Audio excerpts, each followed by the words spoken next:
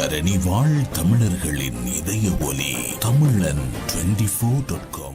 உச்சம் தொடும் உணவுப் பொருட்களின் விலை, அமைச்சர் பதவி விலக வேண்டும், கடும் அழுத்தம். போலீஸ் அதிகாரி மீது தாக்குதல், சந்தேக நபரை தேடும் போலீசார். துறைமுக நகரத்தில் இடம்பெற்ற சீன பிரஜையின் மரணம், வெளியான மேலும் பல திடுக்கிடும் தகவல்கள். கிழக்கு வடக்கு பகுதிகளில் கடும் வெப்பம், வளிமண்டலவியல் திணைக்களம் எச்சரிக்கை. கோட்டை நீதவான் நீதிமன்றத்தில் ஆஜரான எம்பி அர்ஜுனா பிணையில் விடுதலை. திருமணமாகி 5 மாதங்களிலேயே மனைவியை வெட்டி கொலை செய்த கணவர்.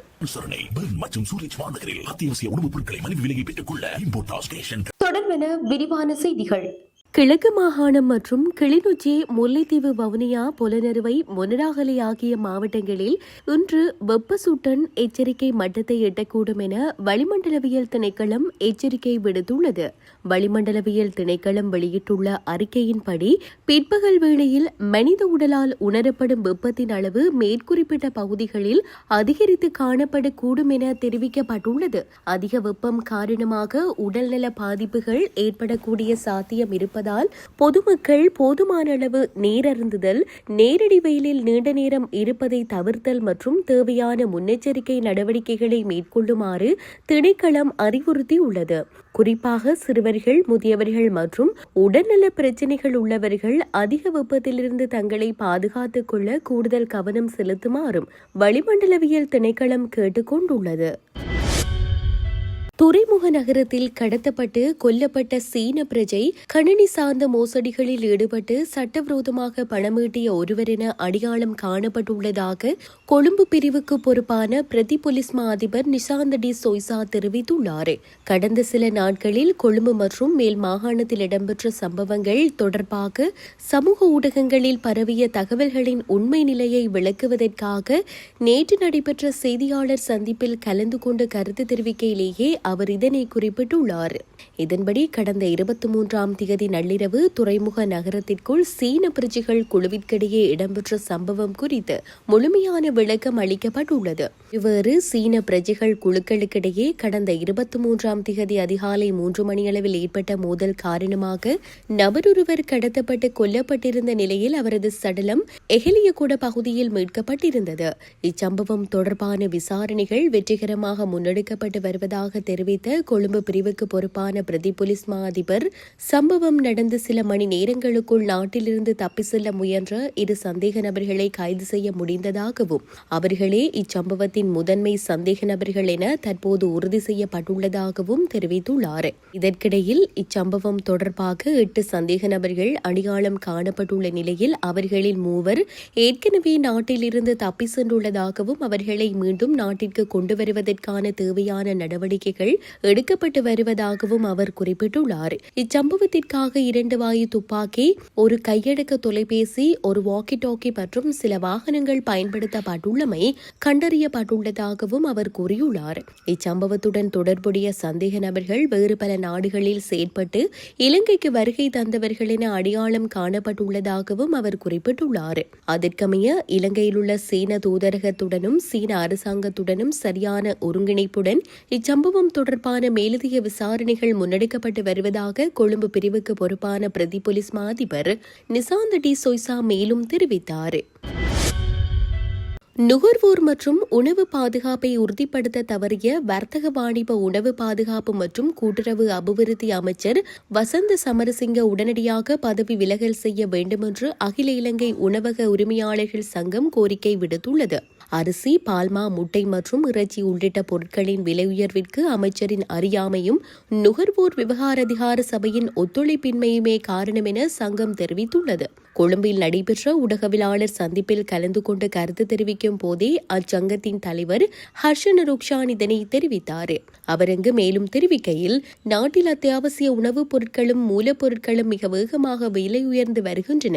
2 வாரங்களுக்கு முன்னர் குறைந்த விலையில் விற்பனையான பெரிய முட்டை ஒன்று தற்போது 46 தொடக்கம் 47 ரூபாவாகவும் 45 கிராம் சிறிய முட்டை 42 ரூபாவாகவும் அதிகரித்துள்ளது. உலகளவில் யுத்தம் நடைபெறுகின்றதா அல்லது ஹார்மோஸ் நீரிணையில் விலையில் பிரச்சினை உள்ளதா என வினவும் வகையில் ஒரே அடியில் 20 ரூபாய் வரை முட்டை விலை உயர்த்தப்பட்டுள்ளது. முன்னாள் எதிர்க்கட்சியினரான தற்போதைய ஆட்சியாளர்கள் அன்று கூறியது போல் முட்டை விற்பனையில் அமைச்சர்களுக்கு தரகு பணம் கிடைப்பதனாலேயே இந்த விலை உயர்வு ஏற்பட்டுள்ளதா என்ற சந்தேகம் எழுகின்றது. கேரி சம்பா அரிசி சந்தையில் நிலவும் முறைகேடான வணிக கும்பலின் ஆதிக்கத்தை கட்டுப்படுத்த வசந்த சமரசிங்க அமைச்சரால் முடிவதில்லை. அமைச்சரின் பொறுப்பு திருடர்களை பிடிப்பது அன்று, மாறாக நுகர்வோர் மற்றும் உணவு பாதுகாப்பை உறுதி செய்வதே ஆகும் என தெரிவித்துள்ளார். களுத்துறை ஹொரணை ஆதார வைத்தியசாலையின் வைத்தியசாலை போலீஸ் பிரிவில் கடமையாற்றும் போலீஸ் சர்ஜன் ஒருவரை தாக்கி படுகாயப்படுத்தியதாக கூறப்படும் நபரை கைது செய்வதற்கான விசாரணைகள் ஆரம்பிக்கப்பட்டுள்ளதாக ஹொரணை தலைமையக போலீசார் தெரிவித்துள்ளனர். ஹொரணை ஆதார வைத்தியசாலையின் அவசர சிகிச்சை பிரிவில் சிகிச்சை பெற்று வந்த தனது தந்தையை பார்ப்பதற்காக மதுபோதையில் வந்த சந்தேக நபர் வைத்தியசாலை ஊழியர்களை வசைபாடி ஒழுங்கீனமாக நடந்து கொண்டுள்ளதாக போலீசார் குறிப்பிட்டுள்ளனர். அந்த நேரத்தில் வைத்தியசாலையில் பெண் பாதுகாப்பு உத்தியோகத்தர் ஒருவர் அவரை வைத்தியசாலை வளாகத்தை விட்டு வெளியேறுமாறு அறிவித்த போதிலும் அதனை பொருட்படுத்தாமல் அவர் அங்கேயே தங்கியிருந்துள்ளார். அதன் பின்னர் பாதுகாப்பு உத்தியோகத்தர் ஒருவர் அவரை வெளியேற்ற முயன்றபோது ஏற்பட்ட பதற்றமான சூழ்நிலையை கட்டுப்படுத்த வைத்தியசாலை போலீஸ் சர்ஜன் தலையிட்ட போது சந்தேக நபர் அவர் மீது தாக்குதல் நடத்தியதாக விசாரணைகளில் தெரியவந்துள்ளது. இச்சம்பவத்திற்கு முன்னர் சந்தேக நபருக்கும் வைத்தியசாலையின் வைத்தியர் ஒருவருக்கும் இடையே வாக்குவாதம் ஏற்பட்டுள்ளதாகவும் தகவல்கள் வெளியாகியுள்ளதாக போலீசார் தெரிவித்துள்ளனர். தாக்குதலில் போலீஸ் சர்ஜன்டின் தலையில் பலத்த காயம் ஏற்பட்டுள்ளதாகவும் அவர் தற்போது ஹொரணை ஆதார வைத்தியசாலையில் சிகிச்சை பெற்று வருவதாகவும் தெரிவிக்கப்படுகிறது. மேலும் வைத்தியசாலையின் ஆண் பாதுகாப்பு உத்தியோகத்தர் ஒருவரையும் பெண் பாதுகாப்பு உத்தியோகத்தர் ஒருவரையும் சந்தேக நபர் தாக்கியுள்ளதாக போலீசார் தெரிவிக்கின்றனர். இதனைத் தொடர்ந்து சந்தேக நபர் காரில் தப்பி சென்றுள்ள நிலையில் அந்த நேரத்தில் வைத்தியசாலையின் பெண் பாதுகாப்பு உத்தியோகத்தர் ஒருவர் சந்தேக நபர் தப்பி சென்ற காரின் இலக்கத்தை புகைப்படம் எடுத்துள்ளதால் விசாரணைகளுக்கு முக்கியமான தகவல்கள் கிடைத்துள்ளதாக போலீசார் குறிப்பிட்டனர்.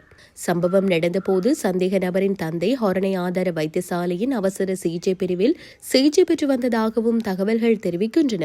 சந்தேக நபரை கைது செய்வதற்கான விசாரணைகள் இடம்பெற்று வருவதோடு ஹொரணை பதில் தலைமையக போலீஸ் பரிசோதகர் பராக்கிரம குணவர்தனவின் அறிவுறுத்தலின் பேரில் ஹொரணை தலைமையக போலீசார் மேலதிக விசாரணைகளை மேற்கொண்டு வருகின்றனர்.